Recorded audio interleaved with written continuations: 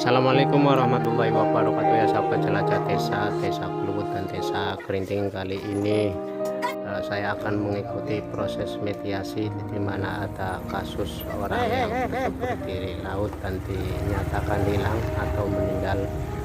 Ini kita mengikuti Bapak Kepala Desa Kerinting dan Kepala Desa Kluwut akan mengikuti proses mediasi antara pihak korban dan pemilik kapal, di mana proses mediasi ini diikuti oleh pemerintah Desa Kerinting, Kluwut, Satpol Airut, Angkatan Laut, HNSI, dan kader atau perwakilan dari relawan perlindungan awak kapal.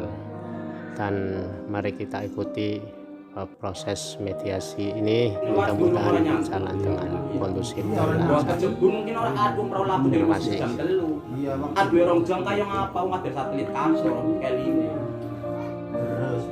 Iya nggak ada suka-suka emang deres, tapi deres kacare. Harusnya orang kejebar, orang kejebur, orang ketebak, orang ketebak. gue mikir waduh, secara anu kanenyo, anggar mungkin emang kejebur.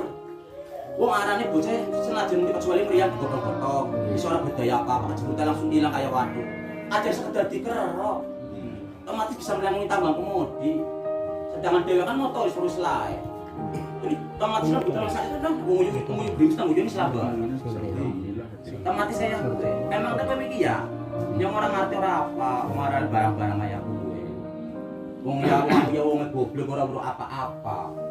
Jadi ini orang bisa ngerti emang aku marah gue mikir bayi buat aku. Ada sebenarnya yang memang ya mata ngomong ya.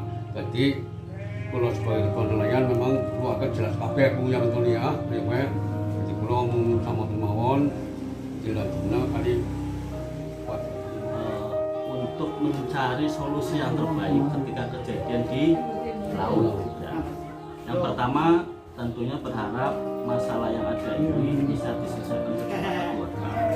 Yang biasa-biasa karena ketika ada kejadian. Yang kedua, saya mencatat sebagai berita acara saya bahwa apa yang telah disampaikan nanti hasilnya seperti apa ini menjadi tolak ukur saya sebagai pemerintah, sehingga menjadi hati nurani dan kepala yang tinggi. Kejadian kasus ini saya turut mendoakan biar almarhum yang terbaik di sisi Allah Subhanahu wa Ta'ala. Karena apa? Karena mereka lagi fisabilillah mencari rezeki untuk keluarga. Dan aku yakin tempatnya yang terbaik. Dan kenapa nganuki bojo kalau anak. Dan itu menjadi Perlu kami sampaikan, ya, saya tadi lega penyampaian dari kronologis yang sebenarnya seperti itu diterima oleh keluarga yang juga realita. Kebetulan Mas apa ya? Hanuri juga seorang pelaut juga, dia tahu persis. alhamdulillah Ya, tahu bahwa ada dua mungkin kemungkinan. Yang pertama jatuh, kalau jatuh harus ini. Yang kedua di situ ada apa? Ombak 10 apa ya? Nggak tahu lah ya. Seperti itu sehingga insya Allah bis itu dianggap sebagai musibah ini ya. Untuk itu saya pribadi dan pemerintah yang didengarkan ini betul bela-sungkawa atas hilang atau meninggalnya Mas Teddy. Mudah-mudahan betul sampai oleh Pak Jenal, beliau adalah meninggalnya karena insya Allah sahid lah. Untuk itu saya berharap musyawarah ini adalah musyawarah terbaik. Nanti ketentuan seperti apa ya Pak? Pak ya sudah terjadi, yang sudah berjalan. Kemudian juga keluarga menerima itu sebagai musibah dan kemudian santunan juga antas lah. Sehingga nanti dari sini hari ini diselesaikan kesalahan tidak ada masalah. Saya berharap setelah ini selesai 1, 2, 3 hari, tahun 2 tahun tidak ada masalah lagi. Artinya bukan langsung itu nggak usah diurusi. Ya. Karena ini sudah nelayan, kelompok Segara Maju dan dari instansi lain Angkatan Laut dan lain adalah tidak lebih untuk membuat suatu situasi yang kondusif. Jadi maksud dan tujuan kita satu, klarifikasi bagaimana kronologi kejadian, dan kita sudah dengarkan bersama sebagaimana yang telah dijelaskan oleh salah satu ABK, kronologinya seperti itu, dan kita secara kesimpulan di laut ya memang seperti itu. Satu bisa musibah, satu bisa faktor X. Faktor X itu berarti kita tidak tahu apa yang terjadi dan kronologinya bagaimana. Rasanya garis hidup kita semuanya tidak tahu kapan, di mana, waktu apa kita tidak tahu, dan kita pasti akan hadir ke sana. Ya, kita pasti akan menemui, semuanya akan diabsen malaikat.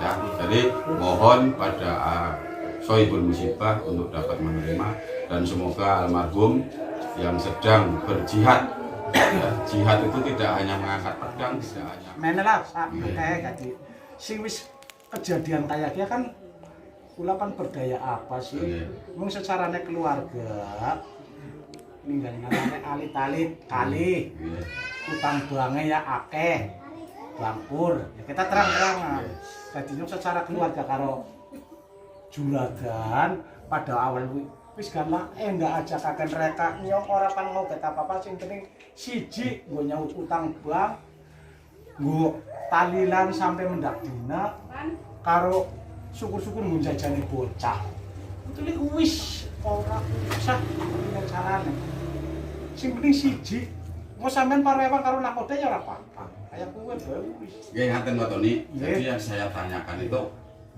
ABK ini punya asuransi apa tidak? Kalau punya asuransi, jadi nanti kita bisa bikin laporan, dasarnya laporan polisi, laporan kejadian kecelakaan di laut yang buat dari polisi, itu untuk diajukan klaim. Tapi kalau punya tapi sudah mati, tidak bisa diklaim. Kalau masalah santunan nanti Mas Damir yang bahas, ya bukan saya. Jadi itu, saya cuma menanyakan ada polis asuransinya enggak? Kalau ada asuransinya serahkan ke ketua, nanti biar diserahkan ke saya. Tapi kalau tidak ada juga enggak apa-apa. Jadi kira-kira itu ya. Dari saya anak pandurak luwut. Yang jaluk sepakatan sing sapi. Lamun samono Pak, memang anaknya nyong utangnya akeh. Siji bocah loro cilik-cilik kali kelingan nangis aku beban primen kayak gitu sama membuat apa?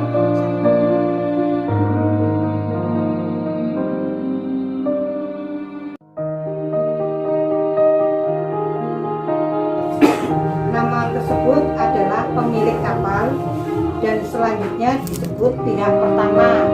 Kemudian pihak kedua telah diadakan musyawarah mufakat sehubungan dengan telah terjadinya musibah saudara TD yang dinyatakan terjatuh di laut atau meninggal dunia di laut karena sudah dilakukan pencarian selama 6 hari di laut dari KM Restu Jaya milik saudara Rohim pihak pertama yang sedang bekerja mencari ikan di perairan Laut Jawa dengan kronologi sebagai tersebut yang diceritakan oleh teman ABK. Tempat kejadian perairan Laut Jawa tiba dari Allah Subhanahu wa Ta'ala dan tidak ada unsur kesengajaan.